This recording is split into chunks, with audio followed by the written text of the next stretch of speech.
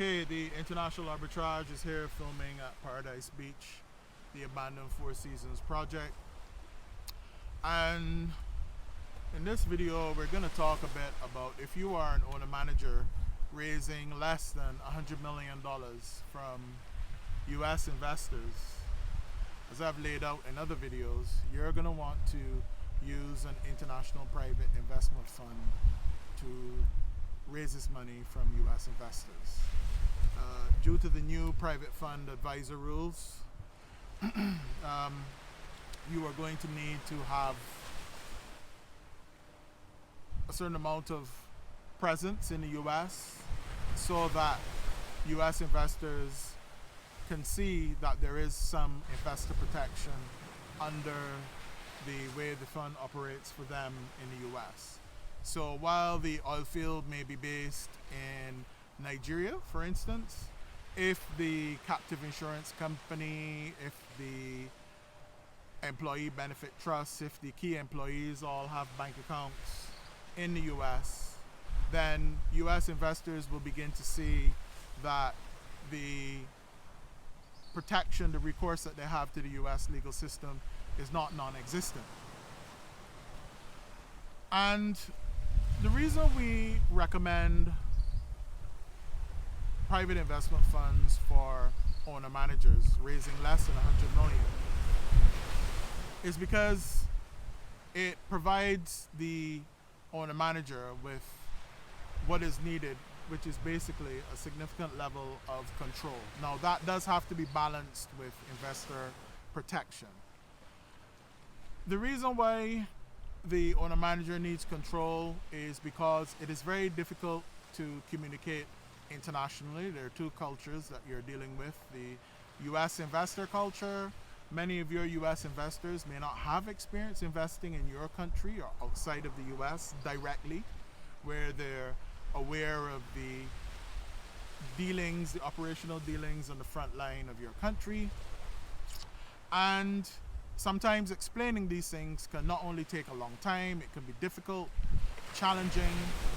Certainly it should be done as much as possible over time, but not in a way that actually ends up stopping progress and stopping operations and endangers the operation of the project.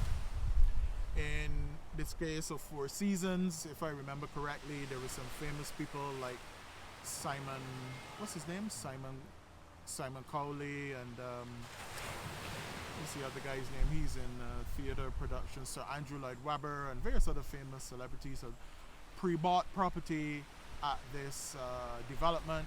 Nobody had foreseen, of course, the 2008 crash, and so when it occurred, what was notable was the attempt by all these parties from different industries, different parts of the world, who came together to try to solve the problems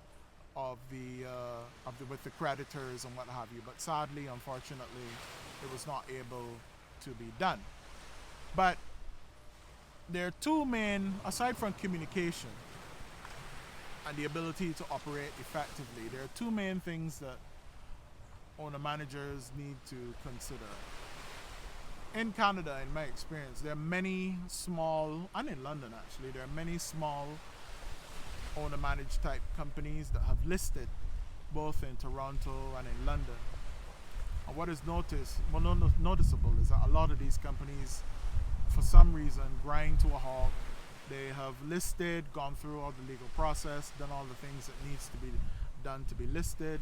They might have a couple hundred shareholders, but nothing much else has happened. And these companies can sit like this for years. And the question is, when you look closer and you speak to, sometimes if you're lucky enough and you speak to some of the people involved, what you find out is that quite often the independent investors, because when you list through an IPO, you need independent directors, truly independent directors with serious obligations and duties in the UK, in Canada. And these directors that you have may or may not have experience of operating in your jurisdiction, and quite often sometimes the owner finds himself at odds with this board of his listed company in Canada or the UK. And then, of course, when their agreement is not reached, then quite often the project can be abandoned because either funds are not dispersed or plans for doing things with funds are not agreed upon, and ultimately nothing happens. And because they're in two different countries, it's not possible necessarily to easily switch and change independent directors and a whole range of other things that make an IPO listing for a small owner managed company raising less than $50 million, quite often when it's international, it's challenging. And so therefore, this is why we say to people, don't list until you're actually ready.